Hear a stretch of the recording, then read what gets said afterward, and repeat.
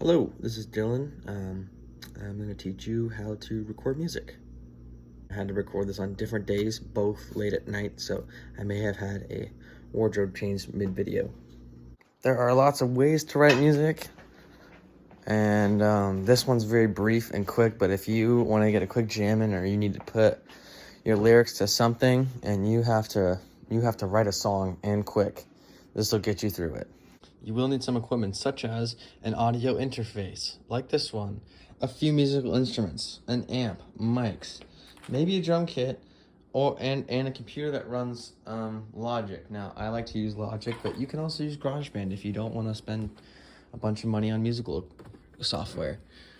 Okay, now I will say that make sure everything is plugged in properly to your interface, and also to make sure that everything is wired and nothing's in the way of your pedals or anything that would restrain you while you're playing. If this is your first time recording music and you're playing drums, make sure to keep it as simple as possible. It's going to be way easier for somebody listening to enjoy it, and also it's going to be easier for you to continue to record things over it if you have a nice backbeat.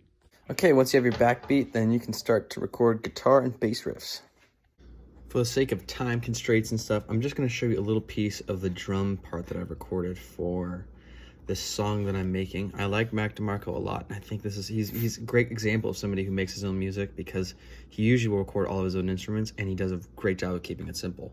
So here I have my standalone drum beat.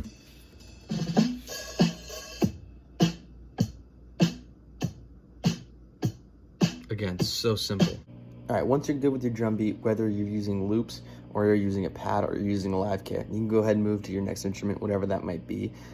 I like to go bass just because I like to build on those layers that are foundational to the next step. So when you put those together, you might get something like this.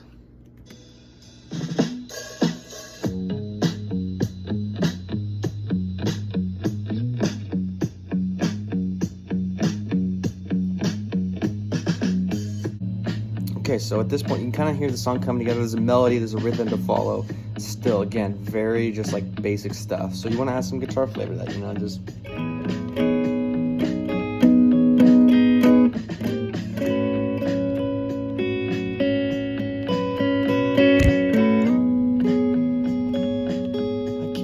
All right, so once you have everything just the way you like it, you see my 3 layers right here.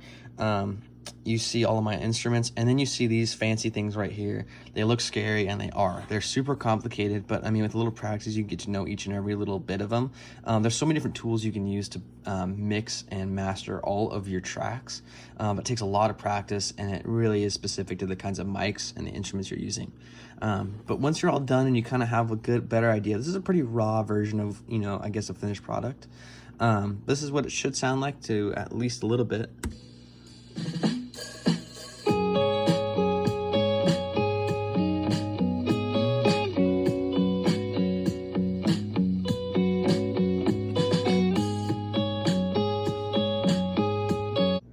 Okay, this result was great. I will say the key thing when you're recording instruments, make sure you have at least one thing on a metronome. Drums is the biggest thing, I'd say. Just keep something on time. When recording other things together, you want everything to sound tight and together and on beat, and a metronome's key. So at least when you're recording drums and bass, keep that metronome on to kind of keep you online. If you want to get really fancy with it, you can go ahead and sing or add some other instruments, but that's a great foundational starting place for your song, whatever that might be. That's just how to use the instruments and basically how to layer it is basically all I got to today. But I mean, everything I used in this video, I either thrifted or had to make custom over the years. So, with a couple extra bucks, it's really not out of the reach of anybody to kind of get the sound that they want. They really go out and just find the stuff, because I mean, it's just out there. People are giving away music gear all the time. So if you really just put your money where your mouth is, you can really make some great stuff. So here's what that would look like. Okay, so here we have the 93 Strat. I got real lucky on, got it on the cheap. I changed most of the electronics on it, did a little bit of relicking, a little bit of customization, new pickups, all the goodies on it. This guy I got real lucky on. I got it at a flea market. The dude gave it to me for 70 bucks. Didn't know what he had, a full-on Fender 160 watt amp. Killer, love it to death. This is my baby right here. This guy, I got super lucky on. This one is just on circumstance. Somebody from my church had loaned it to me, and they kind of forgot about it, but I'm just going to keep holding on until they ask for it back. This one, My drum kit is my pride and joy, but she is built up of random Ludwig pieces that I've collected over the years, and I got most of the parts on the cheap. The only thing that's not Ludwig is the cymbals and the snare drum, but really, I mean, nothing is unattainable for those who are just willing to look, because it's all out there for you. You just got to go find those deals and steals and whatnot. Overall, though, if you're a musician who's trying to get their music out there and you want to know how to do it, this is a great way to start. But just try new things, be innovative, and spend some money, get lucky, and don't pass up good opportunities on good instruments, because stuff will come your way and you'll regret it if you don't buy it.